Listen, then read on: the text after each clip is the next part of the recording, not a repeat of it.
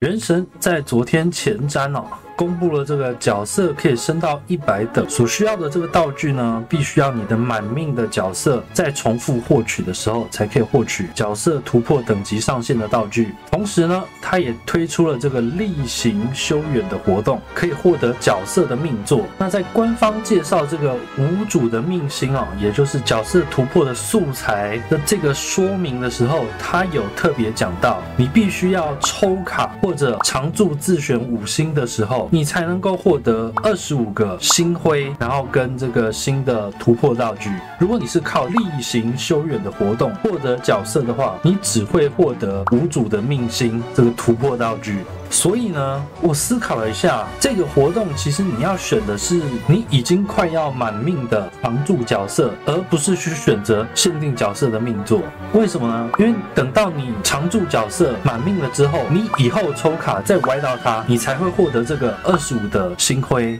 你若是现在没有用例行修远这个活动来换取你快要满命的常驻角色命座的话，你未来抽到这个常驻的时候，你就只会补这个常驻的命座，就是除了你的常驻角色已经全部满命的大佬，那你可以不用管；又或是你是屯鼠，在你所有常驻角色满命之前，你都不会抽卡，那对你来说可能就没有差。不然的话，你以后每抽到一只常驻角色，你就是亏25星辉。所以结论是在你选完所有的常驻命座之前，都不要选限定角色的命座。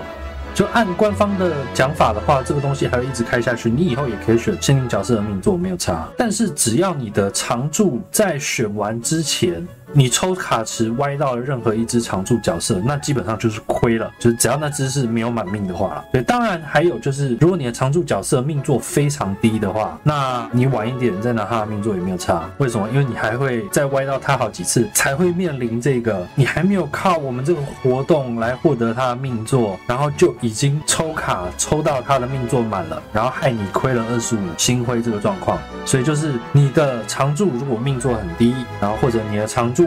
已经全满命的人那你们可以选限定没有关系。但是如果你有快要满命的常驻角色的话，那就要先选常驻角色，这样以后抽卡歪到常驻的时候，你才不会亏。